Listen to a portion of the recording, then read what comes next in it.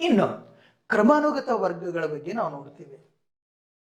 ಕ್ರಮಾನುಗತ ವರ್ಗಗಳು, ಕ್ರಮಾನುಗತ ವರ್ಗ ಸಂಖ್ಯೆಗಳು ಗೊತ್ತಲ್ಲ ನಿಮ್ಗೆ, ಇವುಗಳ ವ್ಯತ್ಯಾಸವನ್ನು ನಾವು ನೋಡ್ಬೇಕೀಗ.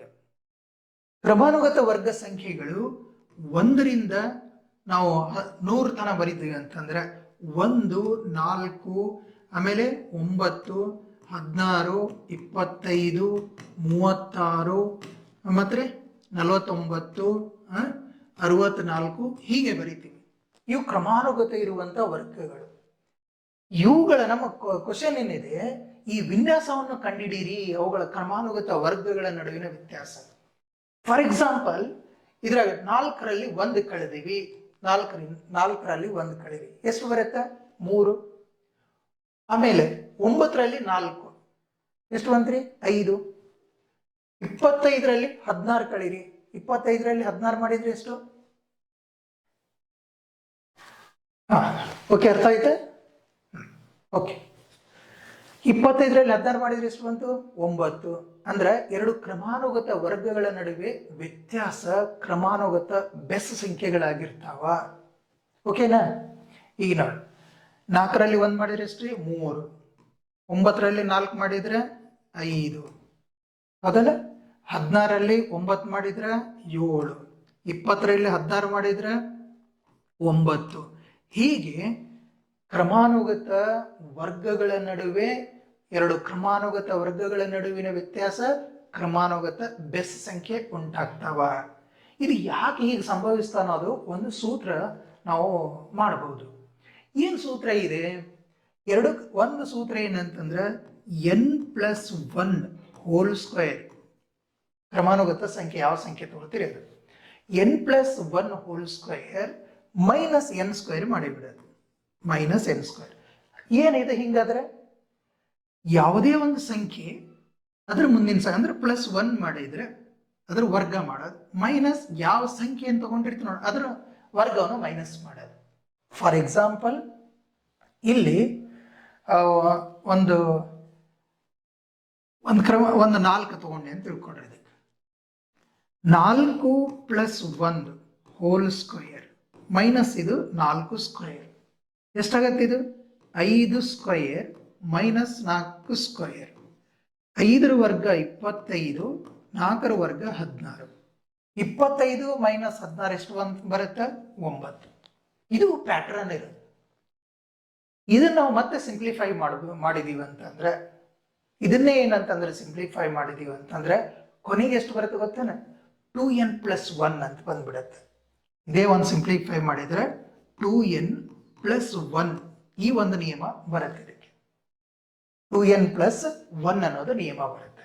ಯಾವಾಗಲೂ ಏನಂತಂದ್ರೆ ಈ ಒಂದು ನಿಯಮವನ್ನು ಅಂದ್ರೆ ಬೆಸ ಸಂಖ್ಯೆ ಅಂದ್ರೆ, ಆದ್ದರಿಂದ ಪ್ರತಿ ಮುಂದಿನ ವರ್ಗವು, ನೆನ್ಪಿಟ್ಕೊಳ್ರಿ, ಪ್ರತಿ ಮುಂದಿನ ವರ್ಗವು ಹಿಂದಿನ ವರ್ಗಕ್ಕಿಂತ ಒಂದು ಬೆಸ ಸಂಖ್ಯೆಯಿಂದ ಹೆಚ್ಚಾಗುತ್ತೆ. ಸ್ಪಷ್ಟವಾಗಿ ನೆನ್ಪಿಟ್ಕೊಳ್ರಿ, ಇದ್ರ ಮುಂದಿನ ವರ್ಗ ಸಂಖ್ಯೆ ಏನಾಗಿರುತ್ತದು? ಅದರ ಹಿಂದಿನ ವರ್ಗಕ್ಕಿಂತ ಒಂದು ಬೆಸ ಸಂಖ್ಯೆಯಿಂದ ಹೆಚ್ಚಾಗುತ್ತೆ.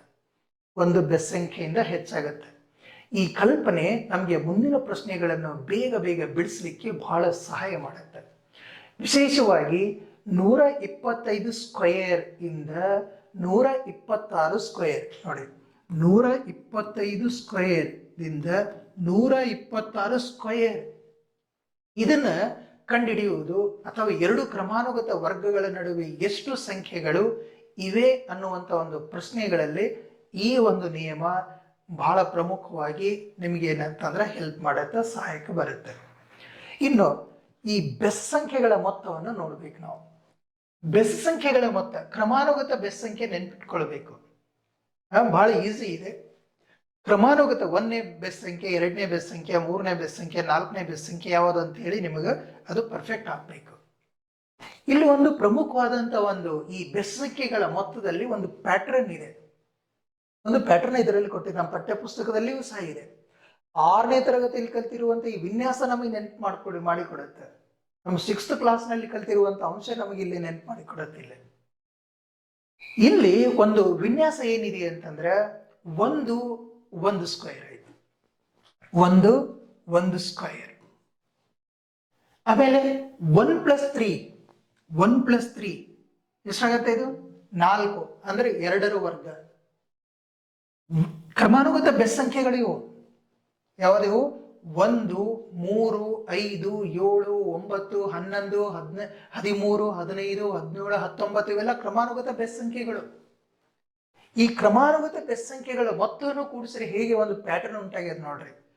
ಈಗ ಮೊದಲ 3 ಬೆಸ್ ಸಂಖ್ಯೆ 9 ಆಯ್ತು. ಮೊದಲ 4 ಬೆಸ್ ಸಂಖ್ಯೆಗಳ ಮೊತ್ತ 16. ಮೊದಲ 5 ಬೆಸ್ ಸಂಖ್ಯೆಗಳ ಮೊತ್ತ 25. ಮೊದಲ 6 ಬೆಸ್ ಸಂಖ್ಯೆಗಳ ಮೊತ್ತ 36. ಅರ್ಥ ಆಗ್ತಾ ಇದ್ದೇನೆ? ಹೀಗಾಗಿ ಮೊದಲ n ಬೆಸ್ ಸಂಖ್ಯೆಗಳ ಮೊತ್ತ ಯಾವಾಗಲೂ n ಸ್ಕ್ವೇರ್ ಆಗತ್ತ. ಹೌದಲ್ಲ? ಅಂದ್ರೆ ಏನಾಯ್ತು? ಇದು 4 ಅಂತಂದ್ರೆ ಇದು 2 ಸ್ಕ್ವೇರ್, ಇದು 3 ಸ್ಕ್ವೇರ್, ಇದು 4 ಸ್ಕ್ವೇರ್. ಯಾಕಂದ್ರೆ ಮೊದಲ 4 ಬೆಸ್ ಸಂಖ್ಯೆಗಳು ಮೊತ್ತ 4 ಸ್ಕ್ವೇರ್ ಅಂದ್ರೆ 16. ಹೀಗಾಗಿ ಮೊದಲ n ಬೆಸ್ ಸಂಖ್ಯೆಗಳ ಮೊತ್ತ n ಸ್ಕ್ವೇರ್ ಆಗಿರುತ್ತ. ಮೊದಲ n ಬೆಸ್ ಸಂಖ್ಯೆಗಳ ಮೊತ್ತ ಏನಾಗಿರುತ್ತೆ? n ಸ್ಕ್ವೇರ್ ಆಗಿರುತ್ತದೆ ಅನ್ನೋದನ್ನು ನಾವು ಗಮನಿಸಬೇಕು. ಈ ಅಂಶವನ್ನು ನಾವು ಕಲ್ತೀವಿ. ಓಕೆ, ಇದರ ಅರ್ಥ ಏನಪ್ಪಾ ಅಂತಂದ್ರೆ ಬೆಸ ಸಂಖ್ಯೆಗಳ ಸರಣಿಯು ವರ್ಗ ಸಂಖ್ಯೆಗಳೊಂದಿಗೆ ನೇರ ಸಂಬಂಧ ಹೊಂದಿದೆ. ಒಂದು ಹೊಸ ಬೆಸ ಸಂಖ್ಯೆಯನ್ನು ಸೇರಿಸಿದಾಗ ಮುಂದಿನ ವರ್ಗ ಸಂಖ್ಯೆ ದೊರೆಯುತ್ತದೆ ಅನ್ನೋದನ್ನು ನಾವು ಗಮನಿಸಬೇಕು. ಇದನ್ನು ಮಾಡಿ ನೋಡ್ರಿ. ಎಲ್ಲಿದೆ? 1ರ ವರ್ಗ ಒಂದೇ. 1+3 4 ಅಂದ್ರೆ 2ರ ವರ್ಗ. ಮೊದಲ 3 ಬೆಸ್ ಸಂಖ್ಯೆಗಳ ಮೊತ್ತ 1, 3 3 ಅಂದ್ರೆ ಇದು 9 ಐತಲ್ಲ, ಅಂದ್ರೆ 3 ಸ್ಕ್ವೇರ್. ಇದೇನಾಗತ್ತೆ ಗೊತ್ತಲ್ರಿ? 4 ಸ್ಕ್ವೇರ್ ಕೂಡಿಸಿದ್ರೆ 16 ಆಗತ್ತೆ. ಮೊದಲ 4 ಬೆಸ್ ಸಂಖ್ಯೆಗಳಿದಾವ. ಇದು ಕೇವಲ ಪಾಠದ ಮಾಹಿತಿ ಅಲ್ಲ, ವರ್ಗಗಳ ಹೆಚ್ಚಳ ಹೇಗೆ ಆಗುತ್ತದೆ ಅನ್ನೋದನ್ನು ಅರ್ಥ ಮಾಡಿಕೊಳ್ಳಲು ಇದು ಅತ್ಯುತ್ತಮವಾದಂಥ ವಿಧಾನ. ಮುಂದಿನ ಈ ವರ್ಕ್ಡ್ ಎಕ್ಸಾಂಪಲ್ ಅನ್ನು ಇದೇ ಆಲೋಚನೆಯಿಂದ ನಾವು ಬಿಡಿಸೋಣ. 35 ಸ್ಕ್ವೇರ್ ಅಂತಂದ್ರೆ 1225 ಎಂದು ತಿಳಿದಿದೆ. 36 ಸ್ಕ್ವೇರ್ ಅನ್ನು ಬೆಸ ಸಂಖ್ಯೆಗಳ ವಿನ್ಯಾಸದಿಂದ ಕಂಡು ಹಿಡಿಯಿರಿ ಅಂತ ನಮ್ಮ ಪ್ರಶ್ನೆ. ಇದರಲ್ಲಿ ಅರ್ಥ ಆಗ್ತಾ ಇದೆನಾ? ಇಲ್ಲಿ 35 ಸ್ಕ್ವೇರ್ ಅನ್ನೋದು ಕೊಟ್ಟಿದ್ದಾರೆ. 36 ಸ್ಕ್ವೇರ್ ಅನ್ನು ಕಂಡು ಹಿಡಿಬೇಕು. ಕ್ರಮಾನುಗತ ವರ್ಗಗಳ ನಡುವಿನ ವ್ಯತ್ಯಾಸ ಬೆಸ ಸಂಖ್ಯೆ ಅಂತ ನಾವು ಈಗಾಗಲೇ ತಿಳ್ಕೊಂಡಿವಿ. 35 ಸ್ಕ್ವೇರ್ನಿಂದ 36 ಸ್ಕ್ವೇರ್ಗೆ ಹೋಗಲು ಏನನ್ನು ಸೇರಿಸಬೇಕಾಗಿದೆ? ಸೇರಿಸಬೇಕಾದ ಸಂಖ್ಯೆ ಏನು? ಒಂದು ನಿಯಮ ಹೇಳಿದ್ನಲ್ಲ. ಯಾವ ನಿಯಮ ಹೇಳಿದೆ ನಾನು? 2n+1 ಅಂತ ಹೇಳಿದ. ಈ ನಿಯಮ ಇಲ್ಲಿ ಯೂಸ್ ಮಾಡಬೇಕು. ಅಂದ್ರೆ ಇಲ್ಲಿ ಏನಂತಂದ್ರೆ 2 × 35 + 1 35 + 1 ಅಂದ್ರೆ 36ನೇ ಬೆಸ್ ಸಂಖ್ಯೆ ನಮಗೆ ಏನಂತಂದ್ರೆ ಇಲ್ಲಿ ನೇರವಾಗಿನೂ ನಾವು ತಗೊಳ್ಳಿಕ್ಕೆ ಸಾಧ್ಯ ಆಗತ್ತೆ. ಅಂದ್ರೆ ಅದಕ್ಕೆ ಹೆಂಗ್ ಮಾಡಬೇಕು? 2 × 36 - 1 ಅಂತ ಮಾಡಬೇಕು. ಇವೆರಡು ಸಮ ಆಗ್ತಾವೆ. ಇಲ್ಲಿ ಎಷ್ಟಾಗತ್ತೆ ನೋಡ್ರಿ? ಇದು 35 70 + 1 ಎಷ್ಟಾಯ್ತು? 71. ಎಷ್ಟಾಗತ್ತೆ? 71. ಹೀಗಾಗಿ 36 ಸ್ಕ್ವೇರ್ ಎಷ್ಟಾಗತ್ತೆ ಅಂತ ನಾವು ನೋಡ್ಬೇಕು. 36 ಸ್ಕ್ವೇರ್ 36 ಸ್ಕ್ವೇರ್ ಹೇಗೆ ಬರಿತೀವಿ ನಾವು? 35 ಸ್ಕ್ವೇರ್ + 71. 35 ಸ್ಕ್ವೇರ್ + 71. ಯಾಕೆ ಹೀಗೆ ಬರಿತೀವಿ ಅಂತ ಗೊತ್ತಾಯ್ತಿಲ್ಲ? ಇದನ್ನೇ ನಾವು ಏನಂತಂದ್ರೆ 35 ಸ್ಕ್ವೇರ್ ಪ್ಲಸ್ ಅದರ ಮುಂದಿನ ಏನು ಬೆಸ ಸಂಖ್ಯೆ, ಅದರ ಮುಂದಿನ ಬೆಸ ಸಂಖ್ಯೆಯನ್ನು ಕೂಡಿಸೋದು. ಎಷ್ಟಾಗತ್ತೆ ಇದು? 35 ಸ್ಕ್ವೇರ್ ನಮಗೆ ಬೆಲೆ ಕೊಟ್ಟಿದ್ದಾರೆ 1225 ಪ್ಲಸ್ ಇದು 71 ಕೂಡಿಸಿ ಬಿಡೋಣ 1296 1296. ಅರ್ಥ ಆಗತ್ತೆ? ಆದ್ದರಿಂದ ಇದರ ಮುಂದಿನ ವರ್ಗ ಸಂಖ್ಯೆ ಕಂಡುಹಿಡಿಯಲು ನಾವು ಹಿಂದಿನ ವರ್ಗಕ್ಕೆ ಮುಂದಿನ ಬೆಸ್ ಸಂಖ್ಯೆಯನ್ನು ಸೇರಿಸಿದರೆ ಸಾಕಾಗತ್ತ. ಸರಿಯಾದ ಉತ್ತರ ಏನಾಯ್ತು? 1296. ಈ ವಿಧಾನವು ದೊಡ್ಡ ಸಂಖ್ಯೆಗಳ ಒಂದು ವರ್ಗವನ್ನು ಮನಸ್ಸಿನಲ್ಲಿ ಊಹಿಸಲು ಸಹ ಉಪಯುಕ್ತ ಆಗತ್ತ ಅನ್ನೋದನ್ನು ನಾವು ಗಮನಿಸಬೇಕು. ಅರ್ಥ ಆಗತ್ತೆ? ಇದು ಕ್ಲಿಯರ್? ನೆಕ್ಸ್ಟ್ ಇನ್ನೊಂದು ಉದಾಹರಣೆ ನೋಡೋಣ. ಪೂರ್ಣ ವರ್ಗದ ಒಂದು ಪರೀಕ್ಷೆ. ಇಲ್ಲಿ 38 ಪೂರ್ಣ ವರ್ಗವೇ ಅಂತ ನಾವು ಪರೀಕ್ಷೆ ಮಾಡಬೇಕಾದ್ರೆ 38 ಪೂರ್ಣ ವರ್ಗವೇ? 1, 3, 5, 7 ಈ ರೀತಿಯಲ್ಲಿ ಕ್ರಮವಾಗಿ ಅದನ್ನ ಕಳೀತಾ ಹೋಗೋದು. ಇದು ಒಂದು ವಿಧಾನ ಬಹಳ ಉತ್ತಮವಾಗಿದೆ. ಏನ್ ಮಾಡಬೇಕು, ಇಲ್ಲಿ ಕ್ರಮಾನುಗತ ಬೆಸ ಸಂಖ್ಯೆಗಳನ್ನು ಒಂದೊಂದಾಗಿ ಕಡಿತ ಮಾಡ್ಕೋಬಹುದು ಹೋಗ್ಬೇಕು. ಈಗ ನೋಡೋಣ, ಕ್ರಮಾನುಗತ ಬೆಸ ಸಂಖ್ಯೆ 38ರಲ್ಲಿ ಮೊದಲು ಒಂದು ಕ್ರಮಾನುಗತ ಬೆಸ ಸಂಖ್ಯೆ ಮೈನಸ್ ಮಾಡ್ತೀನಿ. ಎಷ್ಟು ಬಂತ್ರಿ? ಇದು 37. 37ರಲ್ಲಿ ನೆಕ್ಸ್ಟ್ ಬೆಸ ಸಂಖ್ಯೆ ಯಾವುದು? ಒಂದಾದ್ಮೇಲೆ 3 ಬೆಸ ಸಂಖ್ಯೆ ಎಷ್ಟಾಗತ್ತೆ? 34.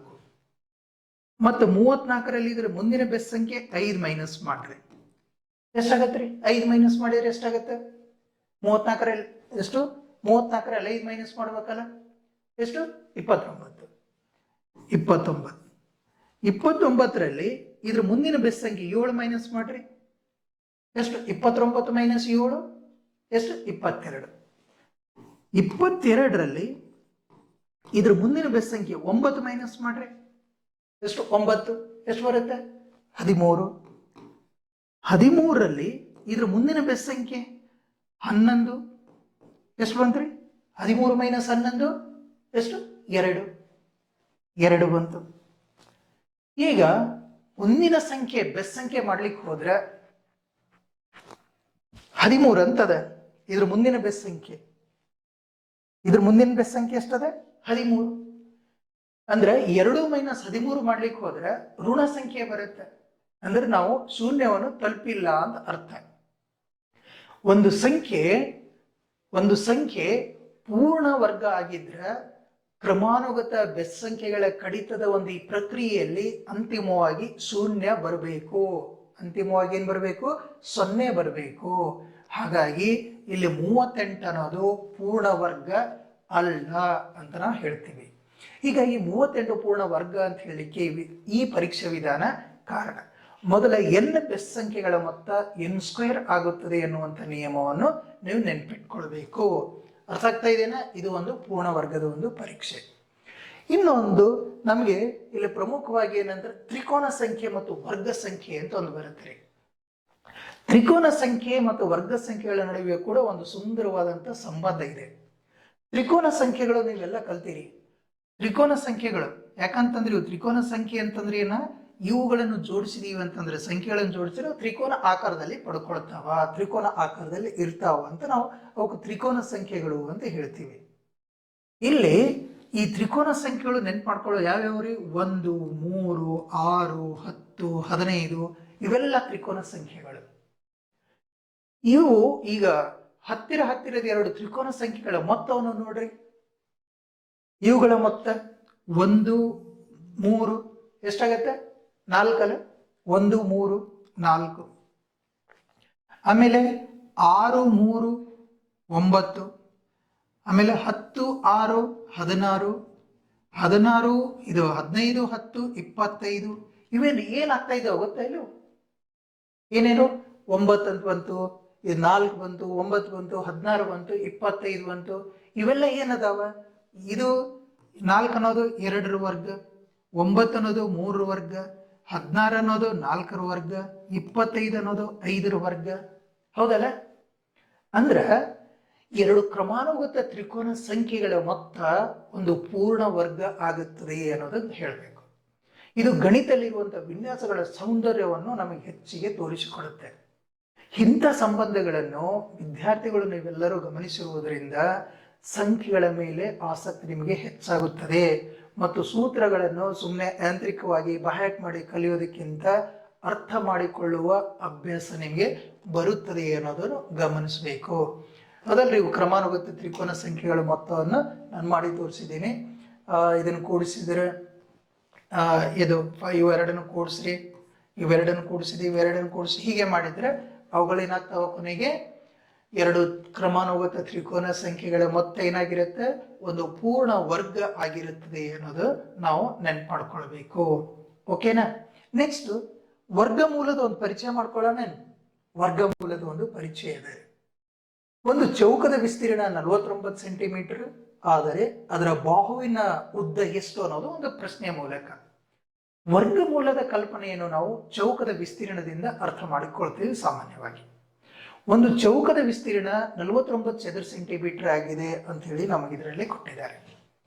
ಚೌಕದ ವಿಸ್ತೀರ್ಣ ಕಂಡುಹಿಡಿಯೋದು ನಮಗೆ ಸೂತ್ರ ಇದೆ, ನಾವು ನೆನ್ಪು ಮಾಡ್ಕೊಳ್ತೀವಿ. ಚೌಕದ ವಿಸ್ತೀರ್ಣ, ಚೌಕದ ವಿಸ್ತೀರ್ಣ ಏನು? ಬಾಹು ಇಂಟು ಬಾಹು. ಇಲ್ಲಿ ಏನಂತಂದ್ರೆ ನಮ್ಗೇನ್ ಕೊಟ್ಟಿದ್ದಾರೆ? ಒಂದು ಚೌಕದ ವಿಸ್ತೀರ್ಣ ಕೊಟ್ಟಿದ್ದಾರೆ. ಎಷ್ಟು? 49 ಅಂತ. ಹೀಗಾಗಿ ಯಾವ ಸಂಖ್ಯೆಯನ್ನು ತನ್ನಿಂದ ತಾನೇ ಗುಣಿಸಿದರೆ 49 ಬರುತ್ತದೆ ಅಂತ ನಾವು ನೋಡಬೇಕು. ಯಾವುದಪ್ಪ ಅದು? 7 ಇಂಟು 7 ಅನ್ನೋದು, ಹೌದಲ್ಲ? ನಾವು ಇಟ್ಟತನ ಏನಂತಾರೆ, ವರ್ಗ ಕಲ್ತೀವಿ ಇಲ್ಲ? 7 ಇಂಟು 7 49 ಅಂತ ಬರುತ್ತೆ. ಆದ್ದರಿಂದ ಚೌಕದ ಬಾಹು 7 ಸೆಂಟಿಮೀಟರ್ ಆಗಿದೆ. ಇದನ್ನೇ ನಾವು 49ರ ವರ್ಗಮೂಲ ಅಂತ ಹೇಳ್ತೀವಿ, ಹೌದಲ್ಲ? ಈಗ ಇದರ 49 ಅಂತ ಕೊಟ್ಟಾರಪ್ಪ ಅಂತಂದ್ರೆ 7 ಇಂಟು 7. ಅರ್ಥ ಆಯ್ತಾ? ಆ ಬಾಹು ಯಾವುದು ಅಂತ ಹೇಳಿದ್ದೆ. ಆದ್ದರಿಂದ ಚೌಕದ ಬಾಹು ಎಷ್ಟು ಅಂತ ಹೇಳಿದ್ವಿ ನಾವು? 7 ಸೆಂಟಿಮೀಟರ್. ಇದನ್ನೇ ನಾವು 49ರ ವರ್ಗಮೂಲ ಅಂತ ಹೇಳ್ತೀವಿ ಅಂತ ಹೇಳಿದೀವಿ. ಇದನ್ನ ನಾವು ವರ್ಗಮೂಲ ಚಿಹ್ನೆಯಲ್ಲಿ ಹೇಗೆ ಬರಿತೀವಿ ಅಂತಂದ್ರೆ square root of 49 is equal to ಇದು 7 ಅಂತ ಬರಿತೀವಿ. 49ರ ವರ್ಗಮೂಲ. ಇಲ್ಲಿ ಒಂದು ಗಣಿತೀಯ ವಿಚಾರ ಇದೆ. ಏನು ಅಂತಂದ್ರೆ 8 ಇಂಟು 8 ಅಂತಂದ್ರೆ 8 ಇಂಟು 8 ಅಂತಂದ್ರೆ 64 ಅಂತ ಬರಿತೀವಿ. ಇದು ಕಾಮನ್ ಆಗಿ ನಮಗೆ ಗೊತ್ತಿದೆ. -8 ಇಂಟು -8 ಅಂತಂದ್ರೂ ಸಹ -8 ಇಂಟು -8 ಅಂದ್ರೂ ಸಹ ಅದು 64. ಮೈನಸ್ ಇಂಟು ಮೈನಸ್ ಪ್ಲಸ್ ಅಂತ ಆಗತ್ತೆ ಅಂತ ಗೊತ್ತು. ಆದ್ದರಿಂದ 64ಕ್ಕೆ 2 ವರ್ಗಮೂಲಗಳು, ಒಂದು +8 ಮತ್ತು -8. ಆದರೆ ಈ ತರಗತಿಯಲ್ಲಿ ಈಗ ನಾವು ಕಲಿತಾ ಇದ್ದೀವಿ, ತರಗತಿ ಮಟ್ಟದಲ್ಲಿ ಸಾಮಾನ್ಯವಾಗಿ ನಾವು ಧನಾತ್ಮಕ ಅಥವಾ ಪ್ರಿನ್ಸಿಪಲ್ ಸ್ಕ್ವೇರ್ ರೂಟ್ ಮೇಲೆ ಹೆಚ್ಚು ಒತ್ತು ಕೊಡ್ತೀವಿ ಅನ್ನೋದನ್ನು ನೀವೆಲ್ಲ ತಿಳ್ಕೋಬೇಕು. ಇದಕ್ಕೆ ಪೂರಕವಾದಂಥ ಒಂದು ಎಕ್ಸಾಂಪಲ್ ಇದೆ. 324 ಪೂರ್ಣ ವರ್ಗವೇ? ಅವಿಭಾಜ್ಯ ಅಪವರ್ತನ ಕ್ರಮ ಬಳಸಿ ಇದನ್ನು ಕಂಡುಹಿಡಿಯಿರಿ. ಓಕೆ, 324 ಪೂರ್ಣ ವರ್ಗವೇ ಎಂದು ಅವಿಭಾಜ್ಯ ಅಪವರ್ತನ ಕ್ರಮದಿಂದ ನಾವು ಪರೀಕ್ಷೆ ಮಾಡಬೇಕು. ಅವಿಭಾಜ್ಯ ಸಂಖ್ಯೆಗಳನ್ನು ನೆನಪಿಟ್ಕೊಳ್ಬೇಕು ನಾವು. ಅವಿಭಾಜ್ಯ ಸಂಖ್ಯೆಗಳಲ್ಲಿ ಏನಂತಂದ್ರೆ ಅವು ತನ್ನಿಂದ ಮತ್ತು 1ರಿಂದ ಮಾತ್ರ, ತನ್ನ ಸಂಖ್ಯೆ ಮತ್ತು 1ನ್ನು ಮಾತ್ರ ಅಪವರ್ತನನ್ನು ಹೊಂದಿರ್ತವೆ. ಈಗ ಮೊದಲಿಗೆ ನಾವು 324 ವಿಭಜಿಸೋಣ. 324 ಅಂತ ಹೇಳಿದೆ, ಇದು ಪೂರ್ಣ ವರ್ಗವೇ ಅಂತ ನಾವು ಚೆಕ್ ಮಾಡಬೇಕು. 324 ನಾವು ವಿಭಜನೆ ಮಾಡೋಣ. ಎಷ್ಟಾಗತ್ತೆ ಇದು? ಇದನ್ನ ಅಪವರ್ತನ ಕಂಡುಹಿಡಿತೀವಿ ನೋಡ್ರಿ. ಯಾವುದು? ಅವಿಭಾಜ್ಯ ಅಪವರ್ತನದಿಂದ 324. ಅತ್ಯಂತ ಚಿಕ್ಕ ಅವಿಭಾಜ್ಯ ಅಂತಂದ್ರೆ 2. ಅತ್ಯಂತ ಚಿಕ್ಕ ಅವಿಭಾಜ್ಯ ಯಾವಾದ್ರಿ? 2. ಈ ವಿಧಾನ ಈಸಿ ಆಗತ್ತೆ ನಿಮಗೆ, ಅದಕ್ಕಾಗಿ ಇದು ಸರಳ ವಿಧಾನ ಅಂತ ನಿಮ್ಗೆ ಹೇಳ್ತಾ ಇದ್ದೇನೆ. ಇಲ್ಲಾಂದ್ರೆ ಅದನ್ನ 2 ಹಿಂಗ್ ಬಿಡಿಸ್ಕೋತ ಹೋಗ್ಬೇಕಾಗತ್ತೆ. ಇದನ್ನ ನೆನ್ಪಿಟ್ಕೊಳ್ರಿ. 324 ಪೂರ್ಣ ವರ್ಗವೇ ಅಂತ ನಾವು ಚೆಕ್ ಮಾಡಬೇಕಾಗಿದೆ. ಈಗ 2 1 2, 2 6 12, 2 2 4, ಮತ್ತೆ 2 8 16, ಇದು 2 1 2. ಮತ್ತೆ 2ರಿಂದ ಆಗೋದಿಲ್ಲಲ್ಲ, ಯಾಕಂದ್ರೆ ಬಿಡಿ ಸ್ಥಾನದಲ್ಲಿ 1 ಇದೆ. ನೆಕ್ಸ್ಟ್ ಏನ್ ಮಾಡ್ತೀವಿ ನಾವು? 3ರಿಂದ ತಗೊಳ್ತೀವಿ. 3 2 6, 2 ಉಳಿತು 21, 3 7 21, 3 9 27, 3 3 9, 3 1 3. ಇವುಗಳ ಅವಿಭಾಜ್ಯ ಅಪವರ್ತನಗಳನ್ನು ಬರ್ಕೊಳ್ಳೋಣ. ಯಾವ್ಯಾವಿದೆ? 2 into 2 into 3 into 3 into 3 into 3. Yes ಅದೇವು 4 ಅದಾವಲ್ರಿ, ಇವು 2 ಅದಾವ. ಇವುಗಳನ್ನು ಬರ್ದೀವಿ ನಾವು. ಇನ್ನು ಇವುಗಳನ್ನು ಹೇಗೆ ಮಾಡಬೇಕು ಅಂತಂದ್ರೆ ವರ್ಗ ಮಾಡ್ಕೊಂಡು ಬಿಡಬೇಕು. ಜೋಡಿ ಜೋಡಿ ಇರ್ಬೇಕಲ್ಲ ಇವು. 2ರ ವರ್ಗ, ಇದು 3ರ ವರ್ಗ, ಇದು 3ರ ವರ್ಗ. ಅಂದ್ರೆ ಅವುಗಳ ಘಾತಾಂಕ ಏನಿದೆ? 324 ಅಂದ್ರೆ 2 square into 3 square into 3 square ಅಂತ ತಗೊಂಡಿವಿ. ಹಾಗಾಗಿ ಇದನ್ನ ನಾವು ಹೇಗೆ ಬರಿಬಹುದು? 3 ಘಾತ 4 ಅಂತೂ ನೇರವಾಗಿ ಬರೀಬಹುದು. ಓಕೆ, ಈಗ ಅಪವರ್ತನಗಳನ್ನು ಜೋಡಿ ಗುಂಪುಗಳಾಗಿ ಮಾಡಿದೀವಿ. ಅಂದ್ರೆ 2 ಸ್ಕ್ವೇರ್ ಅನ್ನೋದನ್ನು 2 ಸ್ಕ್ವೇರ್ ಅನ್ನೋದು ಒಂದು ಜೋಡಿ, 3 ಸ್ಕ್ವೇರ್ ಅನ್ನು 3 ಸ್ಕ್ವೇರ್ ಇಂಟು 3 ಸ್ಕ್ವೇರ್ ಅಂತ ನಾವು ಜೋಡಿಯಾಗಿ ಬರ್ದೀವಿ. ಎಲ್ಲಾ ಅಪವರ್ತನಗಳ ಘಾತಗಳು ಸಮಸಂಖ್ಯೆಗಳಾಗಿವೆ. ಇದು ಇಂಪಾರ್ಟೆಂಟ್, ಇಲ್ಲಿ ಗಮನಿಸಬೇಕು. ಎಲ್ಲ ಘಾತಾಂಕಗಳ ಜೋಡಿಗಳೇನಿರಬೇಕು, ಸಮಸಂಖ್ಯೆ ಇರಬೇಕು. ಆದ್ದರಿಂದ 324 ಒಂದು ಪೂರ್ಣ ವರ್ಗ. ಆದ್ದರಿಂದ 324 ಏನಂತಂದ್ರೆ ಒಂದು ಪೂರ್ಣ ವರ್ಗ ಆಗಿದೆ ಅಂತ ಬರೀಬೇಕು. ಈಗ ಪ್ರತಿಯೊಂದು ಜೋಡಿಯಿಂದ ಒಂದೊಂದು ಸಂಖ್ಯೆಯನ್ನು ತೆಗೆದುಕೊಂಡು ನಾವು ಅದನ್ನ ಬರ್ದೀವಿ ಅಂತಂದ್ರೆ ನೋಡಿ, ಒಂದೊಂದು ಸಂಖ್ಯೆ, ಇವುಗಳ ಜೋಡಿಯಿಂದ ಒಂದೊಂದು ಸಂಖ್ಯೆ ತಗೊಳ್ಳೋದು. ಇದನ್ನೇ ವರ್ಗಮೂಲ, 324 ವರ್ಗಮೂಲ ಅಂತ ಬರಿತೀವಿ. ಇವುಗಳ ಜೋಡಿಯಿಂದ ಒಂದು ಸಂಖ್ಯೆ, ಇದ್ರ ಜೋಡಿಯಿಂದ ಒಂದು ಸಂಖ್ಯೆ, ಇದ್ರ ಜೋಡಿಯಿಂದ ಒಂದು ಸಂಖ್ಯೆ. ಎಷ್ಟಾಗತ್ರಿ? 2 ಮೂರ್ಲೆ 6, 6 ಮೂರ್ಲೆ 18. ಅಂದ್ರೆ 324 ವರ್ಗಮೂಲ 18 ಅಂತ ಅರ್ಥ ಆಯಿತು. ಅರ್ಥ ಆಯ್ತಾ ಇದು? ನೆಕ್ಸ್ಟ್ ಒಂದು ಅಂಶವನ್ನು ಗಮನಿಸೋಣ. 900, 1800, 2025 ಇವುಗಳಲ್ಲಿ ಯಾವುವು ಪೂರ್ಣ ವರ್ಗಗಳು? ವರ್ಗಮೂಲ ಕಂಡುಹಿಡಿಯಿರಿ ಅಂತ ನಮ್ಮ ಪ್ರಶ್ನೆ ಇದೆ. ಅರ್ಥ ಆಗ್ತಾ ಇದೆನಾ? ಇಲ್ಲಿ ಕೊಟ್ಟಿರುವಂತ ಯಾವ ಪೂರ್ಣ ವರ್ಗಗಳು ಅಂತ ನಾವು ನೋಡಿದೀವಿ ಅಂದ್ರೆ, ಮೊದಲಿಗೆ 900 ಎಷ್ಟಾಗತ್ತೆ? ಅದು 30 ಸ್ಕ್ವೇರ್. 900 ಅಂತಂದ್ರೆ ಅದು 30 ಸ್ಕ್ವೇರ್ ಆಗತ್ತಲ್ಲ. 30 ಸ್ಕ್ವೇರ್, 30 × 30 ಅಂತ. ಏಕೆಂದ್ರೆ 30 × 30 ಅಂತಂದ್ರೆ 900.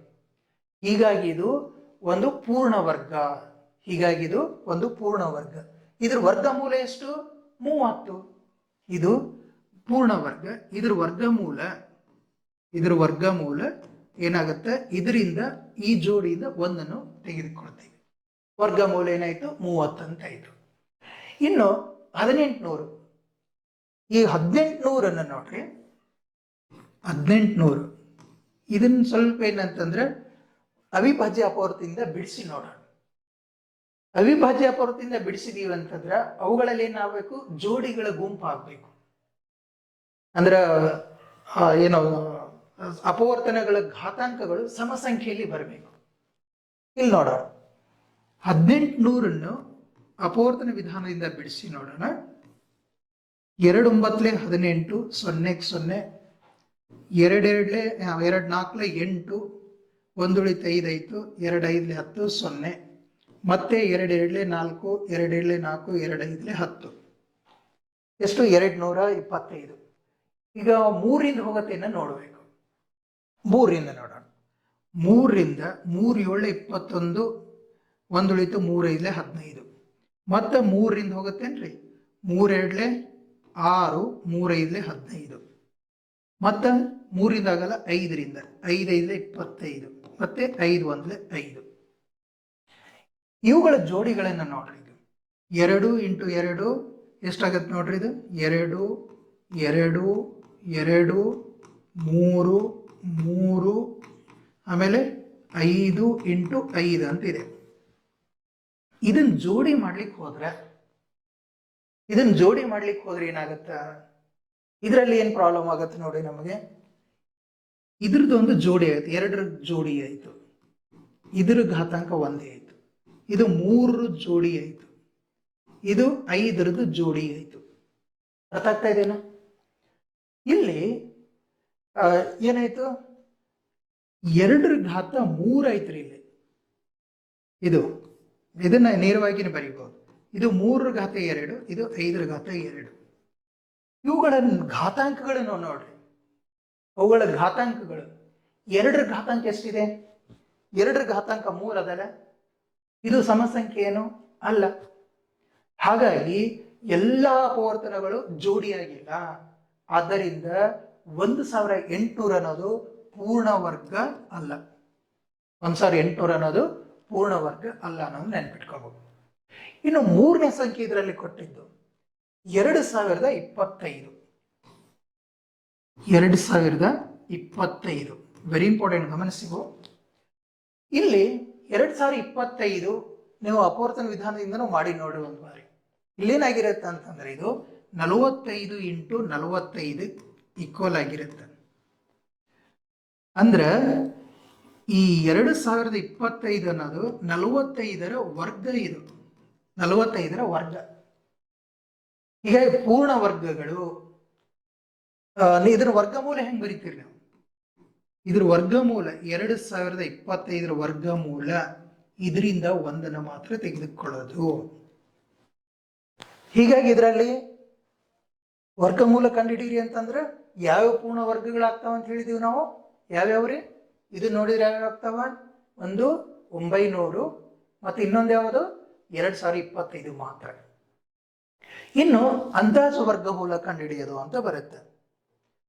ಅಂದಾಜು ವರ್ಗಮೂಲ, ಈ ಅಂದಾಜು ವರ್ಗಮೂಲ ಕಂಡುಹಿಡಿಯೋದು 2000 ಇದು √250 ಯಾವ ಎರಡು ಪೂರ್ಣಾಂಕಗಳ ನಡುವೆ ಇದೆ ಅದು ಯಾವ ಸಂಖ್ಯೆಗೆ ಹತ್ತಿರ ಇದೆ ಅಂತ ನಾವು ಚೆಕ್ ಮಾಡಬೇಕು. ಏನು ಕ್ವಶನ್? ಈ ಕ್ವಶನ್ ಪ್ರಕಾರ 250 ಯಾವ ಎರಡು ಪೂರ್ಣಾಂಕಗಳ ನಡುವೆ ಬರುತ್ತದೆ ಅಂತ ನಾವು ನೋಡ್ಬೇಕು. 250 ನಮಗ ಬರಬೇಕು ಅಂತಂದ್ರೆ ಇದು 15 ವರ್ಗ ಮತ್ತು 16 ವರ್ಗ ನಡುವರ್ಗ ಬರುತ್ತಲ್ರಿ. ಯಾಕಂದ್ರೆ 15 ವರ್ಗ 225, 16 ವರ್ಗ 256, ಅವುಗಳ ನಡುವೆ ಬರುತ್ತಲ್ಲ ಇದು. ಈಗ 250 225ಕ್ಕಿಂತ ದೊಡ್ಡದು, 254ಕ್ಕಿಂತ ಚಿಕ್ಕದು. ಆದ್ದರಿಂದ ಈ √250 ಅನ್ನೋದು √250 ಅಂತ ಅನ್ನೋದು 15 ಮತ್ತು 16 ನಡುವೆ ಇರಬೇಕಾಗತ್ತ. ಹೌದು. ಇನ್ನು ಅದು ಯಾವ ಸಂಖ್ಯೆಗೆ ಹೆಚ್ಚು ಹತ್ತಿರ ಇದೆ ಅಂತ ನಾವು ನೋಡ್ಬೇಕು. ಅರ್ಥ ಆಯ್ತು? ಇದು ಗೊತ್ತಾಯ್ತು? ಇದನ್ನು ಬರೀಲ್ಲ. ಫಸ್ಟ್ 250 ಯಾವ ಎರಡು ಪೂರ್ಣಾಂಕಗಳ ನಡುವೆ ಇದೆ? ಏನಿದು ಯಾವ ಎರಡು ಪೂರ್ಣಾಂಕಗಳ ನಡುವೆ ಅಂತಂದ್ರೆ ಈಗ 15² ಎಷ್ಟಾಗತ್ತೆ? ಇದು 225. 16² 256. 250 ಯಾವ ಎರಡು ಪೂರ್ಣಾಂಕಗಳ ನಡುವೆ ಇರುತ್ತೆ ಅಂತಂದ್ರೆ 15 ಮತ್ತು 16 ನಡುವೆ, 15 ಮತ್ತು 16 ನಡುವೆ ಅಂತ ಬರೀಬೇಕು. ಹಾಗಾಗಿ 250 15 ಮತ್ತು 16 ನಡುವೆ ಇರುತ್ತದೆ. ಹಾಗಾಗಿ ಏನಂತಂದ್ರೆ 250 √250 ಇದು 15 ಮತ್ತು 16 ನಡುವೆ ಇರುತ್ತದೆ ಅಂತ ಬರೀಬೇಕು. ಓಕೆ. ಇನ್ನು ಯಾವ ಸಂಖ್ಯೆಗೆ ಹೆಚ್ಚು ಹತ್ತಿರ ಇದೆ ಅಂತ ನಾವು ನೋಡ್ಬೇಕು. 250 ಏನು ಕೊಟ್ಟಿದ್ದಾರೆ, ಈ 250ರಿಂದ 225 ವ್ಯತ್ಯಾಸ ಎಷ್ಟಾಗತ್ತೆ ರೀ? 25 ಆಗತ್ತೆ. 250ರಿಂದ 225 ವ್ಯತ್ಯಾಸ ಎಷ್ಟಾಗತ್ತೆ? 25 ಅಂತ ಆಗುತ್ತೆ. ಇನ್ನು 16 ವರ್ಗ ಇದಕ್ಕೆ 256ರಿಂದ 250, 256ರಿಂದ 250 ಎಷ್ಟಾಗತ್ತೆ? ಇದು 6. ಎಷ್ಟು? 6. ಅಂದ್ರೆ 250 ಮತ್ತು 250 ಅನ್ನೋದು 256ಕ್ಕೆ ಹೆಚ್ಚು ಹತ್ತಿರ ಇದೆ. ಆದ್ದರಿಂದ √250 15ಕ್ಕಿಂತ 16ಕ್ಕೆ ಹೆಚ್ಚು ಹತ್ತಿರ ಇದೆ. ಹೀಗಾಗಿ ನಾವು ಇದನ್ನು ಹೇಳ್ಬೋದು, ಏನೋ 16 ಯಾವುದಕ್ಕೆ ಹತ್ತಿರ ಇದೆ? ಯಾವ ಸಂಖ್ಯೆಗೆ ಹತ್ತಿರ ಇದೆ? ಇದು 16ಕ್ಕೆ. ಹೌದಲ್ಲ? ಹೀಗಾಗಿ ನಾವು ಏನಂತ ಹೇಳ್ಬೋದು, ಹೇಗೆ ಬರೀಬಹುದು? 15 ಹೀಗೆ ಬರ್ಕೊಳ್ಳೋಣ. 15 > ಎಷ್ಟು? √250 ಇದು 16. ಈ ರೀತಿಯಲ್ಲಿ ಏನಂತಂದ್ರೆ ನಾವು ಬರೀಬಹುದು. ಅದರ ಅಂದಾಜು ಮೌಲ್ಯ ಎಷ್ಟಪ್ಪ ಅಂತಂದ್ರೆ 16ಕ್ಕೆ ಸಮೀಪದಲ್ಲಿದೆ ಅಂತ ಬರ್ಕೊಳ್ತೇವೆ. ಇನ್ನು ಇದರಲ್ಲಿ ಅಭ್ಯಾಸದ ಮೊದಲ ಪ್ರಶ್ನೆ.